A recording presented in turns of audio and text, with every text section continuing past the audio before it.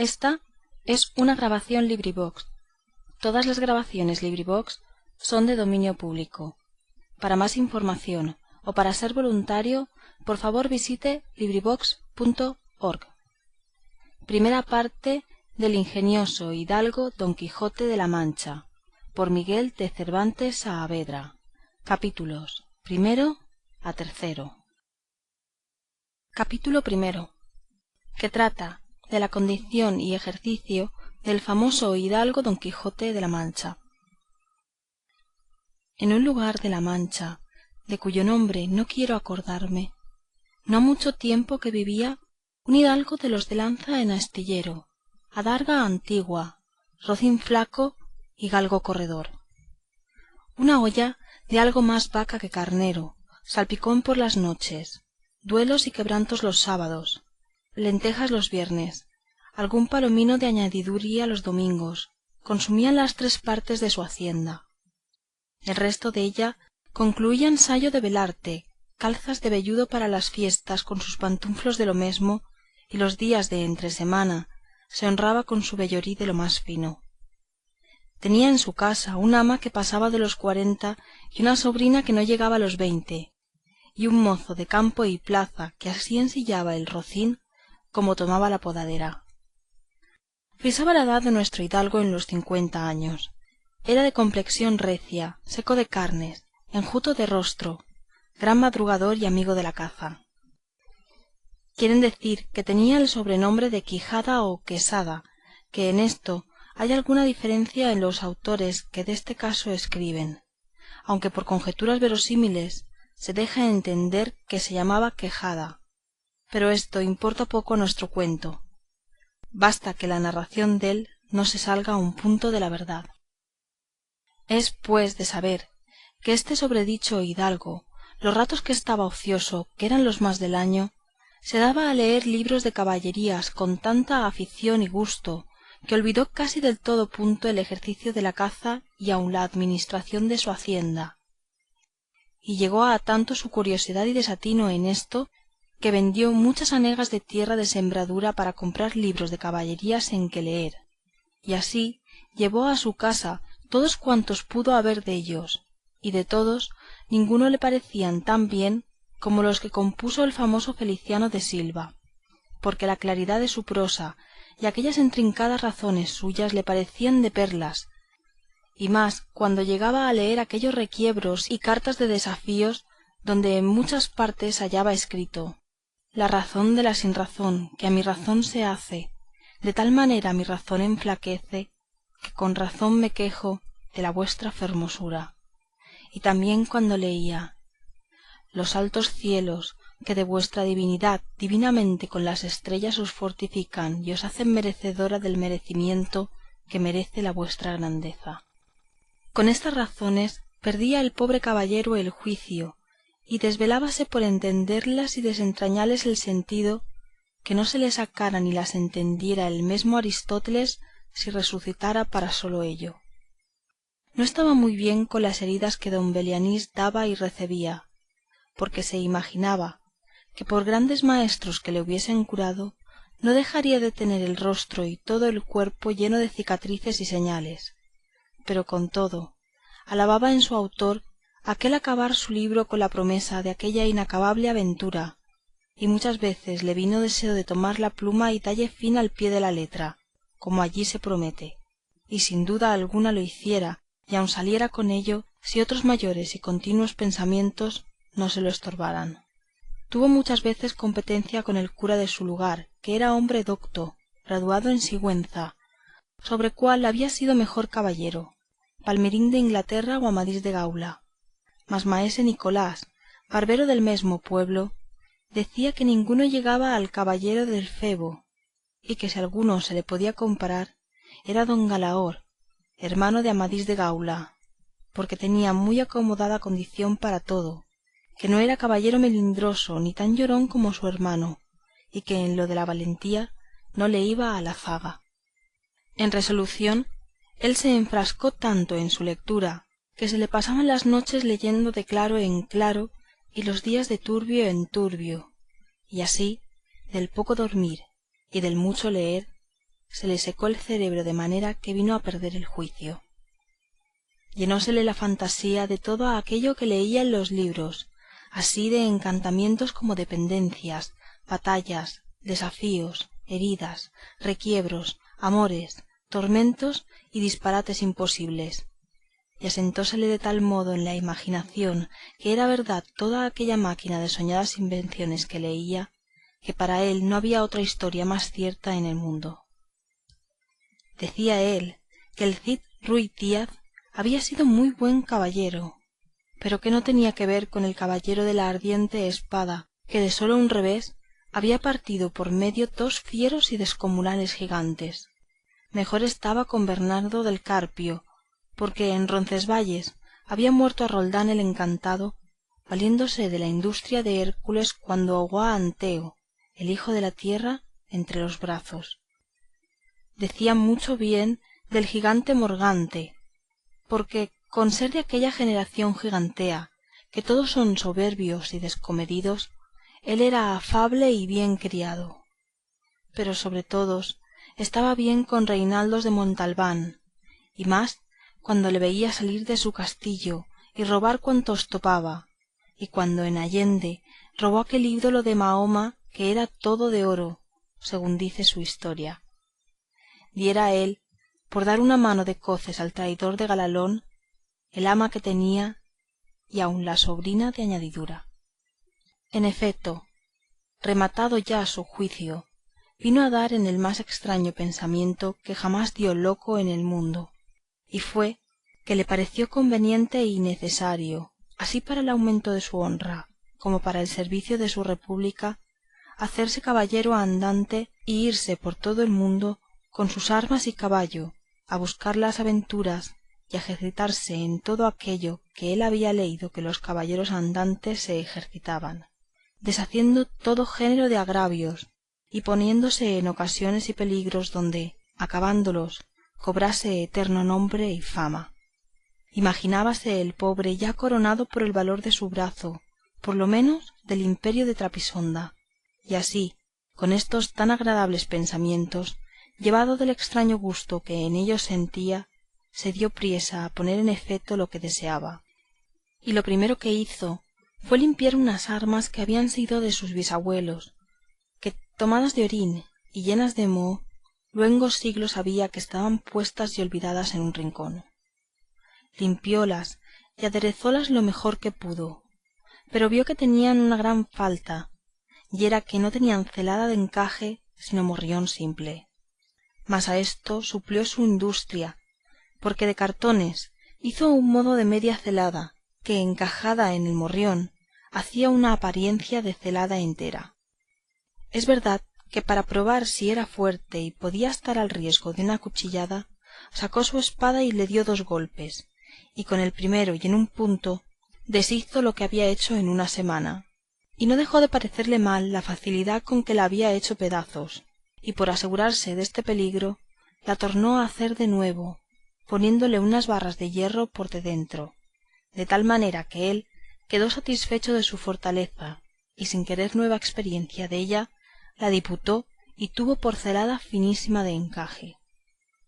Fue luego a ver a su rocín, que aunque tenía más cuartos que un real, y más tachas que el caballo de Gonela, que tantum pellis et ossa fuit, le pareció que ni el bucéfalo de Alejandro, ni Babieca el del Cid, con él se igualaban. 4 días se le pasaron en imaginar qué nombre le pondría, porque, según se decía él a sí mesmo, no era razón que caballo de caballero tan famoso, y tan bueno él por sí, estuviese sin nombre conocido, y ansí procuraba acomodarse de manera que declarase quién había sido antes que fuese de caballero andante y lo que era entonces, pues estaba muy puesto en razón que, mudando su señor estado, mudase él también el nombre y le cobrase famoso y de estruendo, como convenía a la mayor orden y al nuevo ejercicio que ya profesaba. Y así, después de muchos nombres que formó, borró, quitó, añadió, deshizo y tornó a hacer en su memoria e imaginación, al fin le vino a llamar Rocinante, nombre a su parecer alto, sonoro y significativo de lo que había sido cuando fue rocín, antes de lo que ahora era, que era antes y primero de todos los rocines del mundo. Puesto nombre y tan a su gusto a su caballo, quiso ponérselo a sí mismo, y este pensamiento duró otros 8 días, y al cabo se vino a llamar Don Quijote, de donde, como queda dicho, tomaron ocasión los autores desta tan verdadera historia, que sin duda se debía llamar Quijada y no Quesada, como otros quisieron decir. Pero acordándose de que el valeroso Amadís no se había contentado con sólo llamarse Amadís a secas, sino que añadió el nombre de su reino y patria para hacerla famosa, y se llamó Amadís de Gaula, así quiso, como buen caballero, añadir al suyo el nombre de la suya, y llamarse Don Quijote de la Mancha, con que, a su parecer, declaraba muy al vivo su linaje y patria, y la honraba con tomar el sobrenombre della. Limpias pues sus armas, hecho del morrión celada, puesto nombre a su rocín y, confirmándose a sí mesmo, se dio a entender que no le faltaba otra cosa sino buscar una dama de quien enamorarse, porque el caballero andante sin amores era árbol sin hojas y sin fruto y cuerpo sin alma. Decíase él: si yo, por malos de mis pecados o por mi buena suerte, me encuentro por ahí con algún gigante, como de ordinario les acontece a los caballeros andantes, y le derribo de un encuentro o le parto por la mitad del cuerpo, o finalmente le venzo y le rindo, no será bien tener a quien enviarle presentado, y que entre y se hinque de rodillas ante mi dulce señora, y diga con voz humilde y rendido: yo, señora, soy el gigante Caraculiambro, señor de la ínsula Malindrania, a quien venció en singular batalla el jamás como se debe alabado caballero Don Quijote de la Mancha, el cual me mandó que me presentase ante la vuestra merced para que la vuestra grandeza disponga de mí a su talante. Oh, cómo se holgó nuestro buen caballero cuando hubo hecho este discurso, y más cuando halló a quien dar nombre de su dama. Y fue a lo que se cree que en un lugar cerca del suyo había una moza labradora de muy buen parecer, de quien él un tiempo anduvo enamorado, aunque según se entiende ella jamás lo supo ni se dio cata dello. Llamábase Aldonza Lorenzo, y, buscándole nombre que no desdijese mucho del suyo y que tirase y encaminase al de princesa y gran señora, vino a llamarla Dulcinea del Toboso, porque era natural del Toboso, nombre a su parecer músico y peregrino y significativo, como todos los demás que a él y a sus cosas había puesto. Fin del capítulo primero. Capítulo segundo, que trata de la primera salida que de su tierra hizo el ingenioso Don Quijote. Hechas pues estas prevenciones, no quiso aguardar más tiempo a poner en efeto su pensamiento, apretándole a ello la falta que él pensaba que hacía en el mundo su tardanza, según eran los agravios que pensaba deshacer, tuertos que enderezar, sin razones que enmendar y abusos que mejorar y deudas que satisfacer. Y así, sin dar parte a persona alguna de su intención, y sin que nadie le viese, una mañana antes del día, que era uno de los calurosos del mes de julio, se armó de todas sus armas, subió sobre Rocinante puesta su mal compuesta celada, embrazó su adarga, tomó su lanza, y por la puerta falsa de un corral salió al campo, con grandísimo contento y alborozo de ver con cuánta facilidad había dado principio a su buen deseo. Mas apenas se vio en el campo cuando le asaltó un pensamiento terrible y tal que por poco le hiciere dejar la comenzada empresa, y fue que le vino a la memoria que no era caballero armado y que conforme a la ley de caballería ni podía ni debía tomar armas con ningún caballero, y puesto que lo fuera había de llevar armas blancas como novel caballero, sin empresa en el escudo, hasta que por su esfuerzo lo ganase. Estos pensamientos le hicieron titubear en sus propósitos, mas, pudiendo más su locura que otra razón alguna, propuso de hacerse armar caballero del primero que topase, a imitación de otros muchos que así lo hicieron, según él había leído en los libros que tal le tenían. En lo de las armas blancas, pensaba limpiarlas de manera en teniendo lugar que fuesen más que un armiño,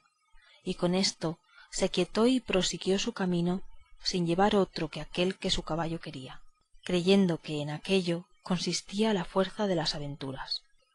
Yendo pues caminando nuestro flamante aventurero, iba hablando consigo mesmo y diciendo: ¿quién duda sino que en los venideros tiempos, cuando salga a la luz la verdadera historia de mis famosos hechos, que el sabio que lo escribiere no ponga, cuando llegue a contar esta mi primera salida tan de mañana, desta manera? Apenas había el rubicundo Apolo tendido por la faz de la ancha y espaciosa tierra las doradas hebras de sus hermosos cabellos, y apenas los pequeños y pintados pajarillos con sus arpadas lenguas habían saludado con dulce y meliflua armonía la venida de la rosada aurora, que, dejando la blanda cama del celoso marido por las puertas y balcones del manchego horizonte, a los mortales se mostraba, cuando el famoso caballero Don Quijote de la Mancha, dejando las ociosas plumas, subió sobre su famoso caballo Rocinante y comenzó a caminar por el antiguo y conocido campo de Montiel. Y era la verdad que por él caminaba. Y añadió diciendo: dichosa edad y dichoso siglo aquel donde saldrán a la luz las famosas hazañas mías, dignas de tallarse en bronce, esculpirse en mármoles y pintarse en tablas para memoria en lo futuro. Oh tú, sabio encantador, quienquiera que seas, a quien ha de tocar ser cronista desta peregrina historia, ruégote que no te olvides de mi buen Rocinante, compañero eterno mío en todos mis caminos y carreras. Luego volvía diciendo, como si verdaderamente fuese enamorado: oh princesa Dulcinea, señora deste cautivo corazón, mucho agravio me habédes fecho en despedirme y reprocharme con riguroso afinamiento de mandarme no parecer ante vuestra fermosura. Plégaos, señora, de membraros deste vuestro sujeto corazón, que tantas cuitas por vuestro amor padece. Con estos iba ensartando otros disparates, todos al modo de los que sus libros le habían enseñado, imitando en cuanto podía su lenguaje. Con esto caminaba tan despacio, y el sol entraba tan apriesa y con tanto ardor, que fuera bastante a derretirle los sesos si alguno tuviera. Casi todo aquel día caminó sin acontecerle cosa que de contar fuere, de lo cual se desesperaba, porque quisiera topar luego con quien hacer experiencia de su fuerte brazo. Autores hay que dicen que la primera aventura que le vino fue la del puerto del Lápice, otros dicen que la de los molinos de viento, pero lo que yo he podido averiguar en este caso y lo que he hallado escrito en los anales de la Mancha es que él anduvo todo aquel día, y al anochecer su rocín y él se hallaron cansados y muertos de hambre, y que mirando a todas partes por si descubrían algún castillo o alguna majada de pastores donde recogerse y adonde pudiese remediar su mucha hambre y necesidad, vio, no lejos del camino por donde iba, una venta, que fue como si viera una estrella, que no a los portales sino a los alcázares de su redención le encaminaba. Diose priesa a caminar, y llegó a ella a tiempo que anochecía. Estaban acaso a la puerta dos mujeres mozas, destas que llaman del partido, las cuales iban a Sevilla con unos arrieros que en la venta aquella noche acertaron a hacer jornada, y como a nuestro aventurero todo cuanto pensaba, veía o imaginaba le parecía ser hecho y pasar al modo de lo que había leído, luego vio que la venta se le presentó un castillo con sus 4 torres y chapiteles de luciente plata, sin faltarle su puente levadizo y honda cava, con todos aquellos adherentes que semejantes castillos se pintan. Fuese llegado a la venta, que a él le parecía castillo, y a poco trecho della detuvo las riendas a Rocinante, esperando que algún enano se pusiese entre las almenas a dar la señal con alguna trompeta de que llegaba caballero al castillo. Pero vio que se tardaban, y que Rocinante se daba priesa por llegar a la caballeriza. Se llegó a la puerta de la venta y vio a las 2 distraídas mozas que allí estaban, que a él le parecieron 2 hermosas doncellas o 2 graciosas damas que delante de la puerta del castillo se estaban solazando. En esto sucedió que un porquero, que andaba recogiendo de unos rastrojos una manada de puercos, que, sin perdón así se llaman, tocó un cuerno, a cuya señal ellos se recogen, y al instante se le presentó a don Quijote lo que deseaba, que era que algún enano hacía la señal de su venida, y así, con extraño contento, llegó a la venta y a las damas, las cuales, como vieron venir a un hombre de aquella suerte armado y con lanza y adarga, llenas de miedo, se iban a entrar en la venta. Pero don Quijote, coligiendo por su huida su miedo, alzándose la visera de papelón y descubriendo su seco y polvoroso rostro, con gentil talante y voz reposada les dijo: «No fluyan las vuestras mercedes, ni teman desaguisado alguno, que a la orden de caballería que profeso non toca ni atañe facerle a ninguno, cuanto más a tan altas doncellas como vuestras presencias demuestran». Mirábanle las mozas y andaban con los ojos buscándole el rostro que la mala visera le encubría, mas como se oyeron llamar doncellas, cosa tan fuera de su profesión, no pudieron tener la risa, y fue de manera que don Quijote vino a correrse y a decirles: «Bien parece la mesura en las fermosas, y es mucha sandez además la risa que de leve causa procede, pero non vos lo digo porque os acuitedes ni mostredes mal talante, que el mío non es de al que de serviros». El lenguaje no entendido de las señoras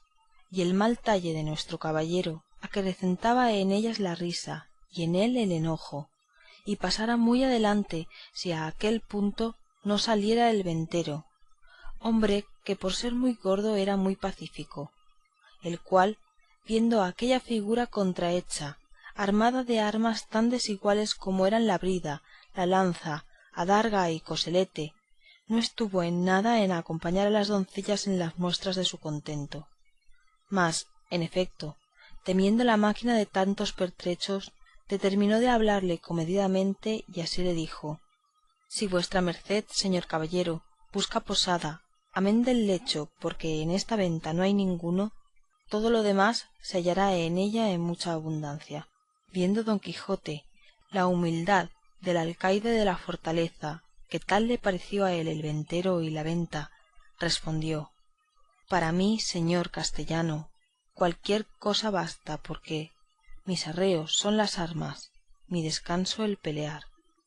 Pensó el huésped que el haberle llamado castellano había sido por parecerle de los sanos de Castilla, aunque él era andaluz y de los de la playa de Sanlúcar, no menos ladrón que Caco, ni menos maleante que cualquier estudiante o paje, y así le respondió: «Según eso, las canas de vuestra merced serán duras peñas, y su dormir siempre velar, y siendo así, bien se puede apear con seguridad de hallar en esta choza ocasión y ocasiones para no dormir en todo un año, cuanto más en una noche». Y diciendo esto, fue a tener el estribo a don Quijote, el cual se apeó con mucha dificultad y trabajo, como aquel que en todo aquel día no se había desayunado. Dijo luego al huésped que le tuviese mucho cuidado a su caballo, porque era la mejor pieza que comía pan en el mundo. Miróle el ventero y no le pareció tan bueno como don Quijote decía, ni aun la mitad, y acomodándole en la caballeriza volvió a ver lo que su huésped mandaba, al cual estaban desarmando las doncellas, que ya se habían reconciliado con él, las cuales, aunque le habían quitado el peto y el espaldar, jamás supieron ni pudieron desencajarle la gola ni quitalle la contrahecha celada, que traía atada con unas cintas verdes y era menester cortarlas por no poderse quitar los ñudos. Mas él no lo quiso consentir en ninguna manera, y así se quedó toda aquella noche con la celada puesta, que era la más graciosa y extraña figura que se pudiera pensar, y al desarmarle, como él se imaginaba que aquellas traídas y llevadas que le desarmaban eran algunas principales señoras y damas del castillo, les dijo con mucho donaire: «Nunca fuera caballero de damas tan bien servido como fuera don Quijote cuando de su aldea vino. Doncellas curaban dél, princesas del su rocino». «O Rocinante, que este es el nombre, señoras mías, de mi caballo, y don Quijote de la Mancha el mío, que, puesto que no quisiera descubrirme hasta que las fazañas fechas en vuestro servicio y pro me descubrieran, la fuerza de acomodar al propósito presente romance viejo de Lanzarote ha sido causa que sepáis mi nombre antes de toda sazón. Pero tiempo vendrá en que las vuestras señorías me manden y yo obedezca, y el valor de mi brazo descubra el deseo que tengo de serviros. Las mozas, que no estaban hechas a oír semejantes retóricas, no respondían palabra. Sólo le preguntaron si quería comer alguna cosa. Cualquiera llantaría yo, respondió don Quijote, porque a lo que entiendo me haría mucho el caso. A dicha acertó a ser viernes aquel día, y no había en toda la venta sino unas raciones de un pescado que en Castilla llaman abadejo y en Andalucía bacallao, y en otras partes curadillo y en otras truchuela. Preguntáronle si por ventura comería su merced truchuela, que no había otro pescado que dalle a comer. Como haya muchas truchuelas, respondió don Quijote, podrán servir de una trucha, porque eso se me da que me den 8 reales en sencillos que una pieza de a 8, cuanto más que podría ser que fuesen estas truchuelas como la ternera, que es mejor que la vaca, y el cabrito que el cabrón. Pero, sea lo que fuere, venga luego, que el trabajo y peso de las armas no se puede llevar sin el gobierno de las tripas. Pusiéronle la mesa a la puerta de la venta, por el fresco, y trújole el huésped una porción del mal remojado bacallao y un pan tan negro y mugriento como sus armas. Pero era materia de grande risa verle comer, porque como tenía puesta la celada y alzada la visera, no podía poner nada en la boca con sus manos si otro no se lo daba y ponía,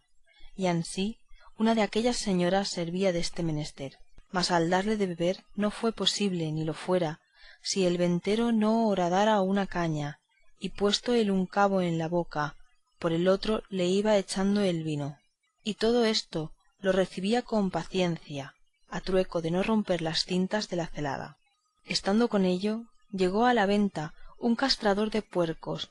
y así como llegó, sonó su silbato de caña 4 o 5 veces, con lo cual acabó de confirmar don Quijote que estaba en algún famoso castillo y que le servían con música, y que el abadejo eran truchas, el pan candeal y las rameras damas, y el ventero castellano del castillo, y con esto daba por bien empleada su determinación y salida.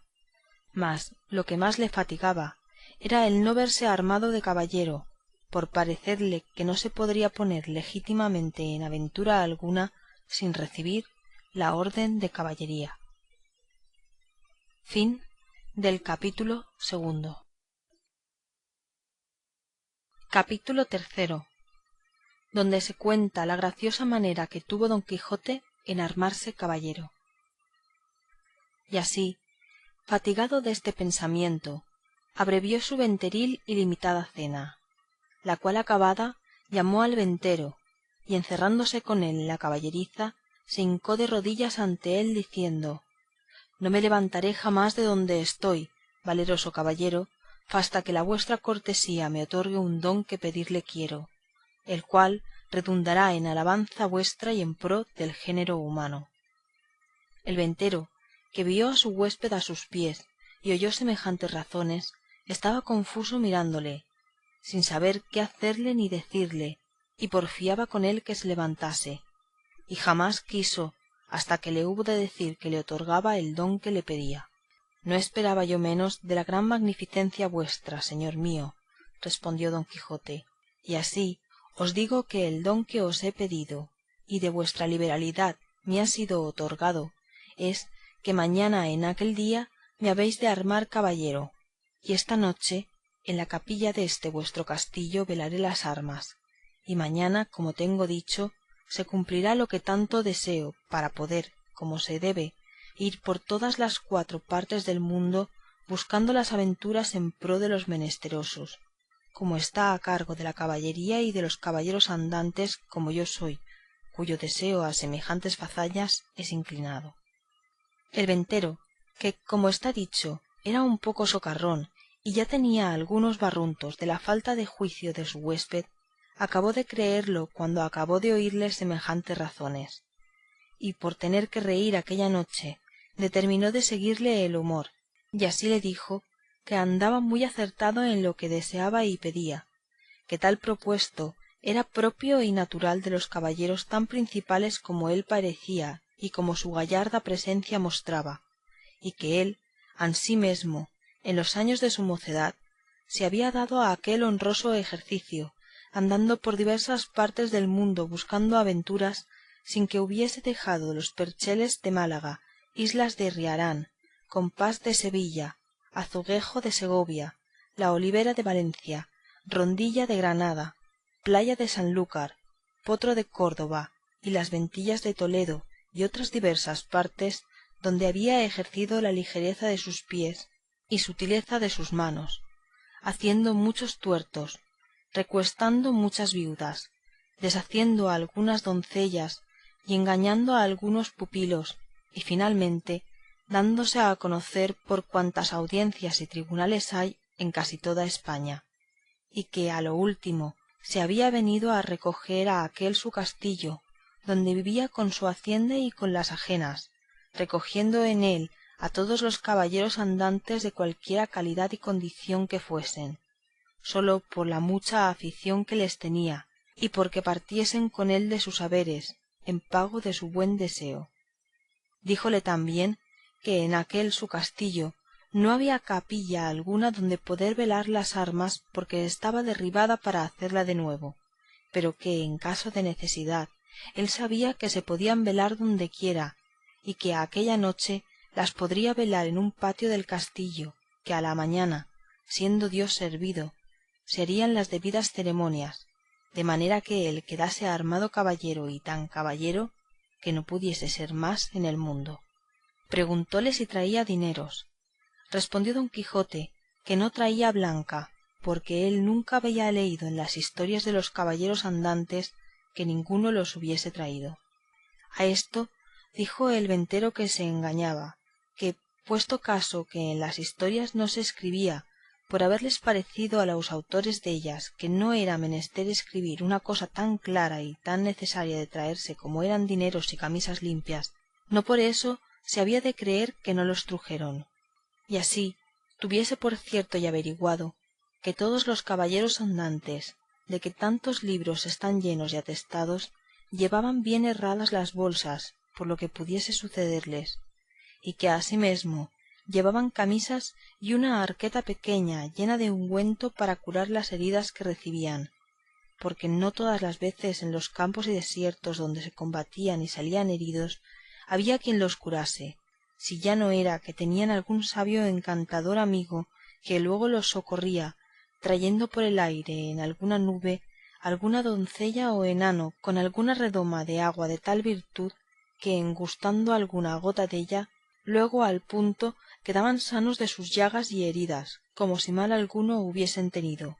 Mas que en tanto esto no hubiese, tuvieron los pasados caballeros por cosa acertada que sus escuderos fuesen proveídos de dineros y otras cosas necesarias, como eran hilas y ungüentos para curarse. Y cuando sucedía que los tales caballeros no tenían escuderos, que eran pocas y raras veces, ellos mesmos lo llevaban todo en unas alforjas muy sutiles que casi no se parecían a las ancas del caballo, como que era otra cosa de más importancia, porque, no siendo por ocasión semejante, esto de llevar alforjas no fue muy admirado entre los caballeros andantes, y por esto le daba por consejo, pues aún se le podía mandar como a su ahijado, que tan presto lo había de ser, que no caminase de allí adelante sin dineros y sin las prevenciones referidas, y que vería cuán bien se hallaba con ellas cuando menos se pensase. Prometióle don Quijote de hacer lo que se le aconsejaba con toda puntualidad, y así se dio luego orden como velase las armas en un corral grande que a un lado de la venta estaba, y recogiéndolas don Quijote todas, las puso sobre una pila que junto a un pozo estaba, y embrazó su adarga, asió de su lanza y con gentil continente se comenzó a pasear delante de la pila, y cuando comenzó el paseo empezaba a cerrar la noche. Contó el ventero a todos cuantos estaban en la venta la locura de su huésped, la vela de las armas y la armazón de caballería que esperaba. admiráronse de tan extraño género de locura y fuéronselo a mirar desde lejos y vieron que con sosegado ademán unas veces se paseaba, otras arrimado a su lanza ponía los ojos en las armas sin quitarlos por un buen espacio dellas. Acabó de cerrar la noche, pero con tanta claridad de la luna que podía competir con el que se la prestaba,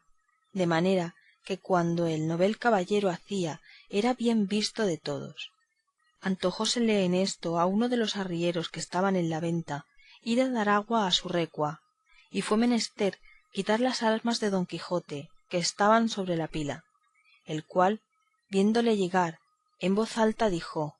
«Oh tú, quienquiera que seas, atrevido caballero que llegas a tocar las armas del más valeroso andante que jamás se ciñó espada,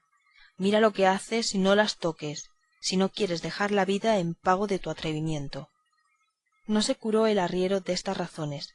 y fuera mejor que se curara, porque fuera curarse en salud. Antes, trabando de las correas, las arrojó gran trecho de sí, lo cual, visto por don Quijote, alzó los ojos al cielo y puesto el pensamiento a lo que pareció en su señora Dulcinea, dijo: «Acorredme, señora mía, en esta primera afrenta que a este vuestro avasallado pecho se le ofrece. No me desfallezca en este primero trance vuestro favor y amparo». Y diciendo estas y otras semejantes razones, soltando la adarga, alzó la lanza en dos manos y dio con ella tan gran golpe al arriero en la cabeza que le derribó en el suelo tan maltrecho que si se segundara con otro no tuviera necesidad de maestro que le curara. Hecho esto, recogió sus armas y tornó a pasearse con el mismo reposo que primero. Desde allí a poco, sin saberse lo que había pasado, porque aún estaba aturdido el arriero, llegó otro con la mesma intención de dar agua a sus mulos, y llegando a quitar las armas para desembarazar la pila, sin hablar con don Quijote palabra y sin pedir favores a nadie, soltó otra vez la adarga y alzó otra vez la lanza, y sin hacerla pedazos hizo más de tres la cabeza del arriero, porque se la abrió por cuatro. Al ruido acudió toda la gente de la venta, y entre ellos el ventero. Viendo esto, don Quijote embrazó su adarga y puesta mano a su espada dijo: «Oh señora de la fermosura, esfuerzo y vigor del debilitado corazón mío, ahora es tiempo que vuelvas los ojos de tu grandeza a este tu cautivo caballero que tamaña aventura está atendiendo». Con esto cobró, a su parecer, tanto ánimo que si le acometieran todos los arrieros del mundo no volviera pie atrás. Los compañeros de los heridos, que tales los vieron, comenzaron desde lejos a llover piedras sobre don Quijote, el cual, lo mejor que podía, se reparaba con su adarga y no se osaba apartar de la pila por no desamparar las armas. El ventero daba voces que le dejasen, porque ya les había dicho cómo era de loco y que por loco se libraría aunque los matase a todos. También don Quijote las daba mayores, llamándoles alevosos y traidores, y que el señor del castillo era un follón y mal nacido caballero, pues de tal manera consentía que se tratasen a los andantes caballeros, y que si él hubiera recibido la orden de caballería, que él diera a entender su alevosía, pero de vosotros, soez y baja canalla, no hago caso a alguno. Tirad, llegad, venid y ofendedme en cuanto pudiéredes, que vosotros veréis el pago que lleváis de vuestra sandez y demasía. Decía esto con tanto brío y denuedo que infundió un terrible temor a los que le acometían, y así, por esto como por las persuasiones del ventero, le dejaron de tirar, y él dejó retirar a los heridos y tornó a la vela de sus armas con la misma quietud y sosiego que primero. No le parecieron bien al ventero las burlas de su huésped, y determinó abreviar y darle la negra orden de caballería luego, antes que otra desgracia sucediese, y así, llegándose a él, se disculpó de la insolencia que aquella gente baja con él había usado, sin que él supiese cosa alguna, pero que bien castigados quedaban de su atrevimiento. Díjole, como ya le había dicho, que en aquel castillo no había capilla, y para lo que restaba de hacer tampoco era necesaria, que todo el toque de quedar armado caballero consistía en la pescozada y en el espaldarazo, según él tenía noticia del ceremonial de la orden, y que aquello en mitad de un campo se podía hacer, y que ya había cumplido con lo que tocaba al velar las armas, que con solas 2 horas de vela se cumplía, cuanto más que él había estado más de 4. Todo se lo creyó don Quijote, y dijo que él estaba allí pronto para obedecerle, y que concluyese con la mayor brevedad que pudiese, porque si fuese otra vez acometido y se viese armado caballero, no pensaba dejar persona viva en el castillo, excepto aquellas que él le mandase, a quien por su respeto dejaría. Advertido y medroso desto el castellano, trujo luego un libro donde se asentaba la paja y cebada que daba a los arrieros, y con un cabo de vela que le traía un muchacho, y con las 2 ya dichas doncellas, se vino adonde don Quijote estaba, al cual mandó hincar de rodillas, y leyendo en su manual, como que decía alguna devota oración, en mitad de la leyenda alzó la mano y diole sobre el cuello un buen golpe, y tras él, con su mesma espada, un gentil espaldarazo, siempre murmurando entre dientes, como que rezaba. Hecho esto, mandó a una de aquellas damas que le ciñese la espada, la cual hizo con mucha desenvoltura y discreción, porque no fue menester poca, para no reventar de risa a cada punto de las ceremonias. Pero las proezas que ya habían visto del novel caballero les tenía la risa a raya. Al ceñirle la espada, dijo la buena señora: Dios haga a vuestra merced muy venturoso caballero y le dé ventura en lides. Don Quijote le preguntó cómo se llamaba, porque él supiese de allí adelante a quién quedaba obligado por la merced que recibía, porque pensaba darle alguna parte de la honra que alcanzase con el valor de su brazo. Ella respondió con mucha humildad que se llamaba la Tolosa, y que era hija de un remendón natural de Toledo, y que vivía en las tendillas de Sancho Bienaya, y que dondequiera que ella estuviese le serviría y tendría por señor. Don Quijote le replicó que, por su amor, le hiciese merced que de allí en adelante se pusiese don y se llamase doña Tolosa. Ella se lo prometió, y la otra le calzó la espuela, con la cual le pasó casi el mismo coloquio que con la de la espada. Preguntóle su nombre y dijo que se llamaba la Molinera, y que era hija de un honrado molinero de Antequera, a la cual también rogó don Quijote que se pusiese don, y se llamase doña Molinera, ofreciéndole nuevos servicios y mercedes. Hechas, pues, de galope y apriesa, las hasta allí nunca vistas ceremonias, no vio la hora don Quijote de verse a caballo y salir buscando las aventuras, y ensillando luego a Rocinante, subió en él, y abrazando a su huésped, le dijo cosas tan extrañas, agradeciéndole la merced de haberle armado caballero, que no es posible acertar a referirlas. El ventero, por verle ya fuera de la venta, con no menos retórica, aunque con más breves palabras, respondió a las suyas, y sin pedirle la costa de la posada, le dejó ir a la buena hora. Fin del capítulo 3.